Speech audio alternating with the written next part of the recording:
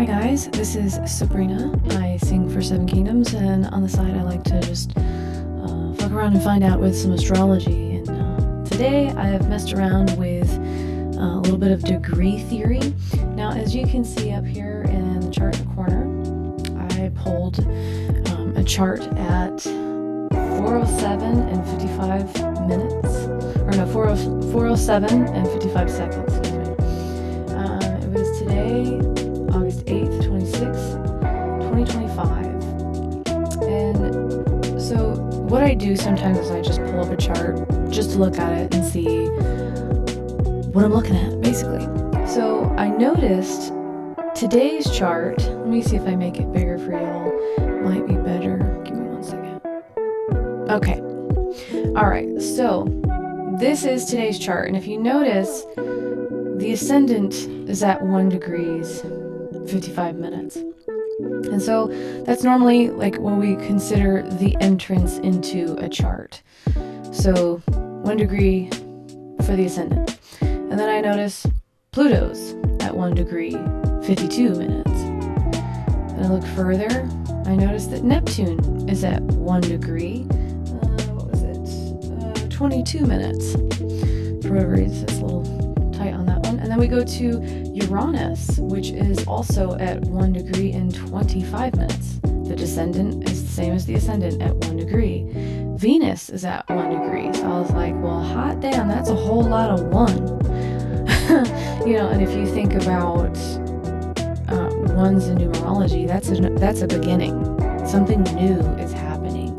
So if, for example, you're not into astrology, that's okay. Just kind of hang out and does any of this vibe? Does it jive? Any kind of thing like that. But if you happen to be a Cancer, if you happen to be, well, I guess you could be a Cancer rising too, but if you are a Capricorn rising, specifically in the very early degrees, specifically even more at 1 degree, this is going to be something that might be actually currently active for you. So what I did is, again, I went around the chart and I made my notes. And I decided I would do a reading based on all of the ones that are showing up. So Capricorn is the first house, which is the self.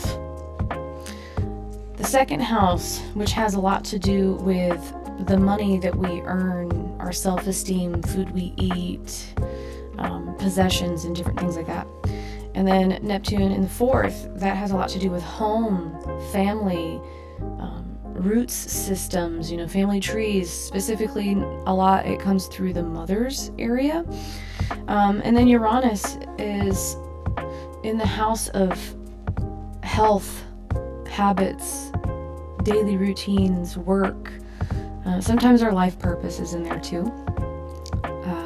Not every message is pertained to it, but it can fall in the area of someone, for example, if you don't have a job, if you're retired or, you're in between, we still have a purpose. So there's still something that we're supposed to do. You know what I mean? Okay, and then Venus is in the house of death and rebirth. And it's a very intimate house. It also has a lot to do with taxes and sometimes inheritances and sexual union and different things like that. And also the vertex is there. Let me get it over here. See right here in this area. So when I'm looking at a chart, when I just open it, that's one of the most important signatures that I look for is the vertex. So that being there adds a little bit of extra flavor to that experience in that house. So I'm going to read you what I studied, and hopefully it resonates in some way, shape, or form. And if you happen to find value in what it is that I'm doing, if you could like, comment, share, just, support your girl doing her weird woo-woo. Now, when we're looking at back over here in Capricorn, the first house, we're looking right here at this area, the ascendant, where basically if you were to enter this life, and you imagine this life as a sphere, this is the area in which you have entered the game of life at 1 degree. So I wrote down fresh out of the oven. This embodies raw, unfiltered essence. There's seriousness, groundedness, ambition, with a slight intimidating presence. Now, when you think of 1 degree, it also does have the energy of Aries, which is the first zodiac sign. It is the entrance, it is the beginning, it is all those things. And that's in the 4th house, which is another significator of you, but sometimes it's the actual physical body. Like, for example, it can mean home, but it's not always the home that we live in. It's the home we live in, the body that we walk in. So with a slight intimidating presence, that is because Saturn is also in the 4th house, and Capricorn it's where it rules over. So you have a very Aries Capricorn energy. Now, people see you as reliable, capable, and mature. Even if inside you may feel young, youthful, playful, or a little bit scattered. You do have what's referred to as the CEO face, or I guess one might say resting bitch face. It happens. Even when in pajamas or running to the store. And there's an energy of at the doorway or a front door, which again, that kind of rings back to you, home, body, something to do with a home, literally something to do with a front door. The major themes and lessons about navigating life. You're still experimenting or growing into the shoes that still feel too big. Now, might want to ask, do I feel like I'm trying to fit into somebody else's shoes? Also, that might be something that would come up. Now, because Capricorn is the rising house, Saturn is what flavors your life. This is your planet you have to pay attention to. Now, Saturn is considered a malefic, which means that sometimes it feels heavy, it feels hard, it feels like sometimes life is just intense. There's a lot of lessons, and all those words have a lot to do with Saturn. So it says Saturn flavors your worldview and identity and shows you experience and its themes of lessons. So the lessons have a lot to do with family and oneself. And then you might also realize that Saturn is in its dignity in Libra. So there's a lot of you, home, work energy that is a big deal. The places that Saturn goes. Now this is kind of like considered, where Saturn is weak in some kind of way. So there's a lot of strengthening within your foundation with who you are, different things like that. Now, you're learning how to master courage.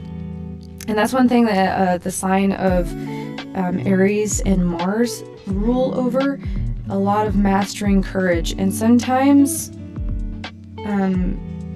fear is also accompanied with courage.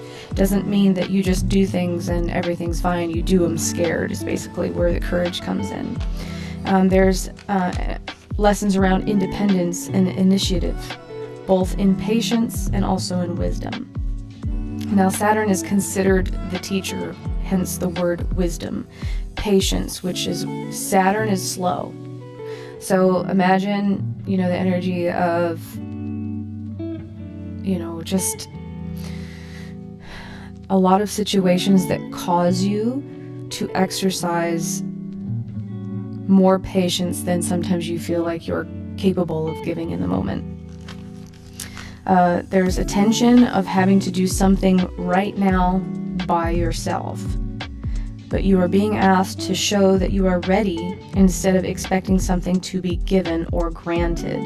So there's something about you've been working a long time for something and you're wanting it to come to fruition. And sometimes we can be like, well, why isn't it happening for me? It's happening for them and I'm doing just as much work. But your dance is just a little bit slower.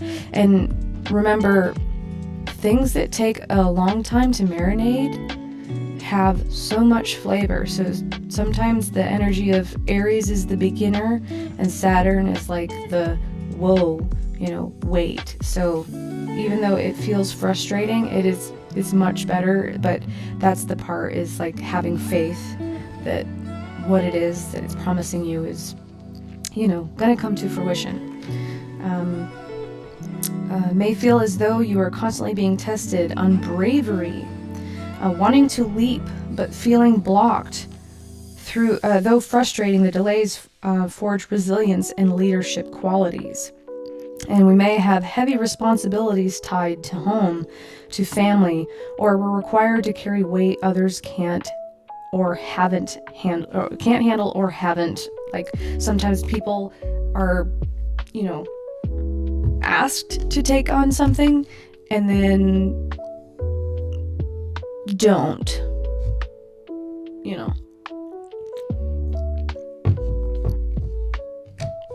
Okay. Sometimes this may cause you to become the pillar for yourself, self-reliant, sometimes, or for your family, creating a stable home life that you may not have always felt that you've had in the past. Home feels like it's in constant motion, and I put vehicle there. Constant motion. Aries sign, sometimes having that as the 4th house, sometimes it means that home life could be turbulent.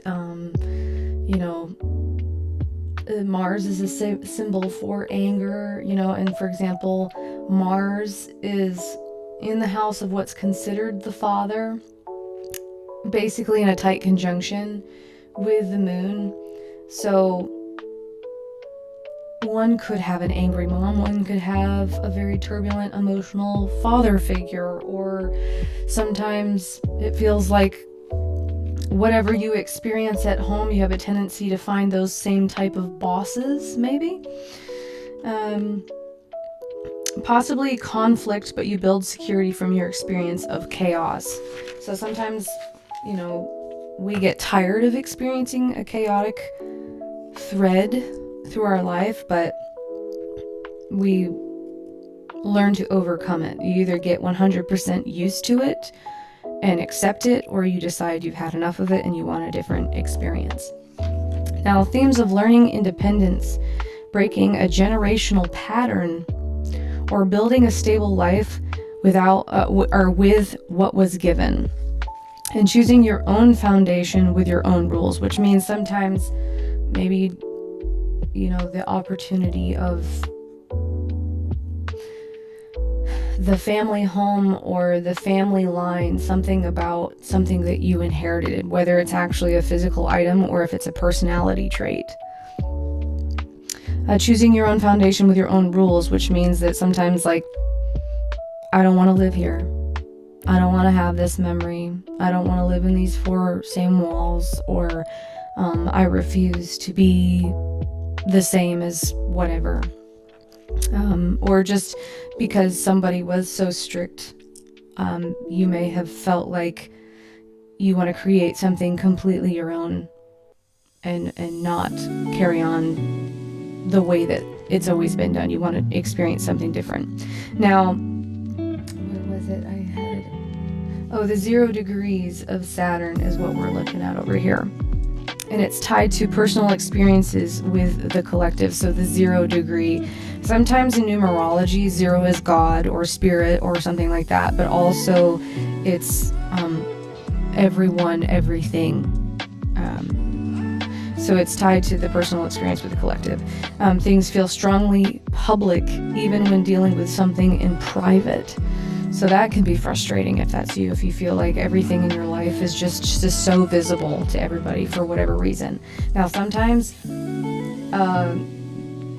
what came to me is that can be from oversharing, or it can be because over here, our 7th house, this is also our frenemies, some people that have at one point been our friend, they know too much, and, different things like that. So it can be a place of, where gossip comes from. Sometimes, not always. Now, we're going to look at Pluto, which is down here in the 2nd house. So Pluto is a symbol of transformation. It is literally the death and rebirth planet. It also has a lot to do with obsessions or power struggles or different things like that. But the place and where it's at has a lot to do with value systems, with the themes of money, possessions, self-worth, your relationship to resources, and your self-esteem go through death and rebirth cycles. Now at 1 degree, it focuses on radical individuality, which is again that Aries thread of the 4th house. Sometimes community and a futuristic vision. You are not to value things the way society tells you to. And money may come through power dynamics, which is another, and power dynamic. So Pluto is in the money house and Venus is in opposition to it in the 8th house. So this can be the places where, financial power struggles happen with people. The collective, because this area is where, if you were to imagine a place where if someone's going to give you money, like a collective, it comes in through this, like we could say the bank account, the donations, the, different areas like that. Teaching, rebellion, or a soul-driven mission, like something like when I was 5, I was going to do this thing and I'm still doing it. Like it's the thing. Now, because it's retrograde over here, which means this is why it's in red and some of it's in white. So retrograde means to literally review, go over something in that area. So most of this is felt on a more internal level, which another symbol or description of Pluto is beneath the earth. Imagine the oils of the earth or the gemstones and different things that come from the earth, the value deep within. And it asks, how much am I worth, even if the world can't see it yet? And it's normally before something becomes visible. So when Pluto is in this house, self-esteem goes through huge overhauls. And be aware of tying your self-esteem and your self-worth to money. Now, Neptune, okay, oops, sorry guys, got my little trash can up there. All right, so right here, Neptune at 1 degrees in the 4th house, Aries. So that talks about like ancestral fog, stories that feel unclear, or information about family heritage that just kind of, there's not a lot of detail, there's not a lot of information. Stories are unclear or elusive, and sometimes spiritualized or lacking in detail. Sometimes may long for the ideal home, and this may feel or have been unattainable until you create it yourself. We may dream in very colorful, real, rich ways. And sometimes you may literally see family members a lot in your dreams. Sometimes you may struggle to see yourself or your family clearly. But in time you will learn to ground yourself in reality. Now that's a word for Neptune, because Neptune is like the symbol of our imagination. If you can imagine literally anything, from the music that you hear, to the art that you paint, to the things that you draw, to the stories that you write, to, the buildings that you have to envision before you can even build them. That is the symbol for Neptune in a visual, literal sense. Now then we go to Uranus over here in the 6th house. Now, Uranus is like sudden changes, rules over electricity. A lot of people are having, very high electricity bills or issues with things that are electronics. But it's in the house of health. So it's the electricity of the body. So you would think about the Gemini rules over the eyes, the mind, the way that the brain sends out electrical currents through the body, through the arms and the hands, shoulders area, and the lungs. So there'll be sudden changes pertaining to health, to work, to routines, and sometimes may feel like wanting to rebel against a boring daily structure. You need innovation, excitement, or change in work. Though your nervous system may be very susceptible to or hyper-tuned, which means Gemini is already a highly anxious sign. So with Uranus in there, it can make people feel like they have anxiety or, something like that. Could literally have sometimes twitches or, something to do with Definitely makes me feel like the shoulder area for whatever reason, I guess. In health matters, you may be prone to sudden shifts in stress or mental overload. So when this house is active with those type of energies, reading, mind games, puzzles, different things like that are really good to alleviate stress. Breathing exercises also. A break or instant breakthroughs may also come suddenly, especially when it is pertaining to health. Like, oh my gosh, now I know what to do with myself, how to heal myself, or I finally, after a health struggle, figured something out. And also sometimes it means you finally discover a doctor that resonates with your situation. Also, by paying attention to your body and maintaining a healthy pattern with health, you will avoid detrimental situations. So detrimental situations happen when we ignore our body, when it's telling us a lot of things and we just ignore it. Oh, we sleep through it, we work through it, we push through it. There are certain things that if you feel like too anxious, you need to sit down, you need to breathe, you need to find calmness.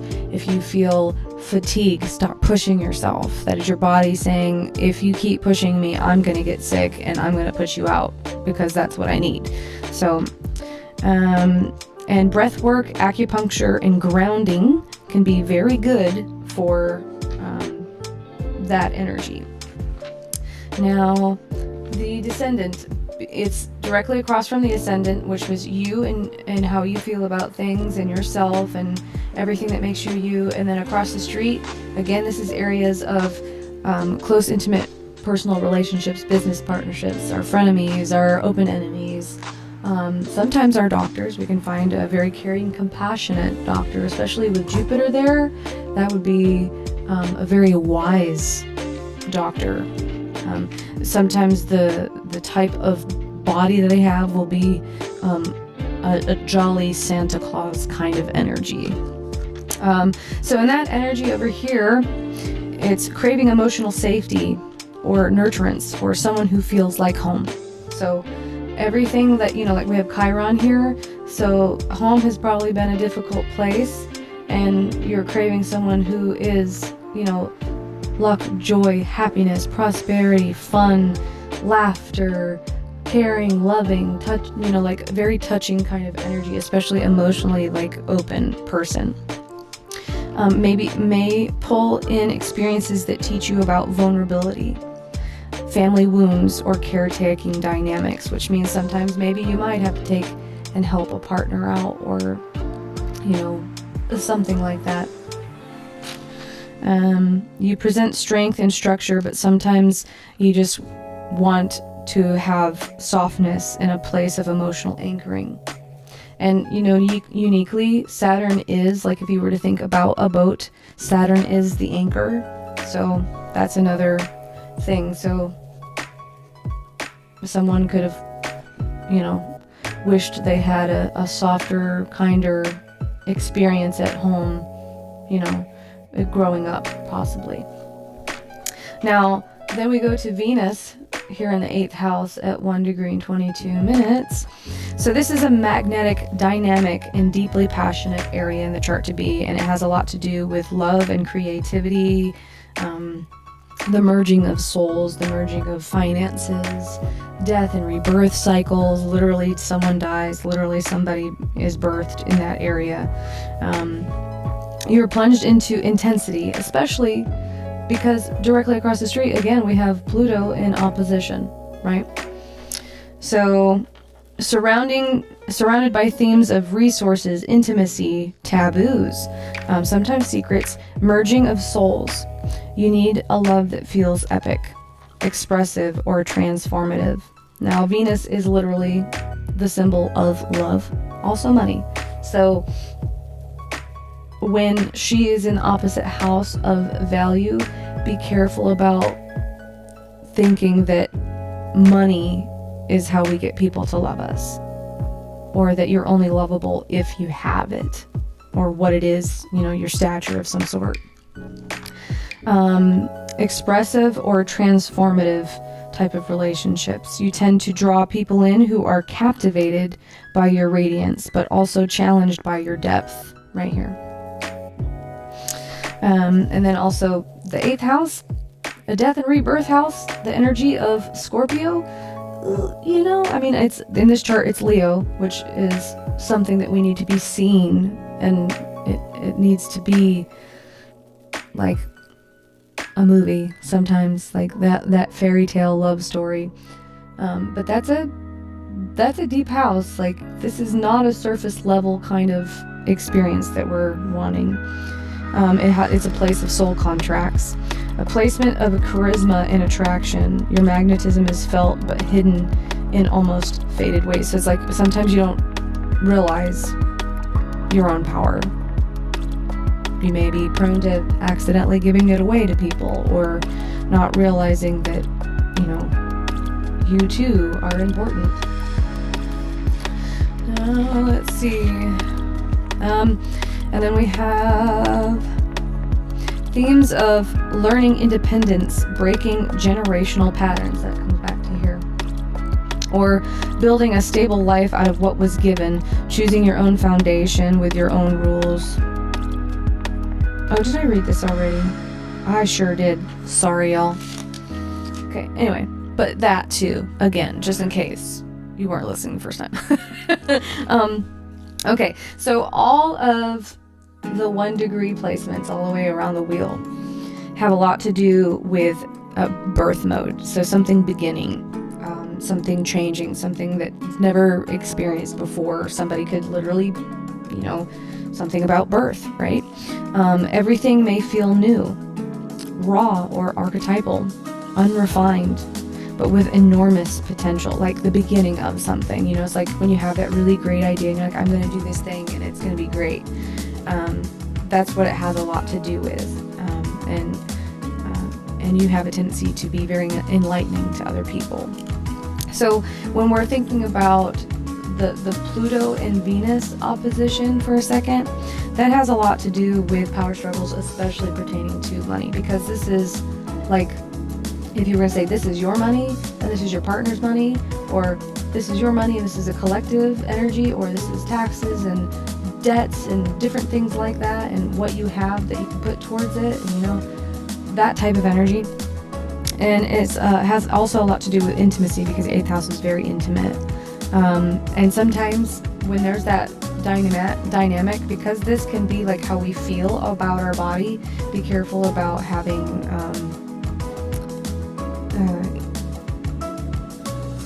self issues when trying to have intimacy. Sometimes we can be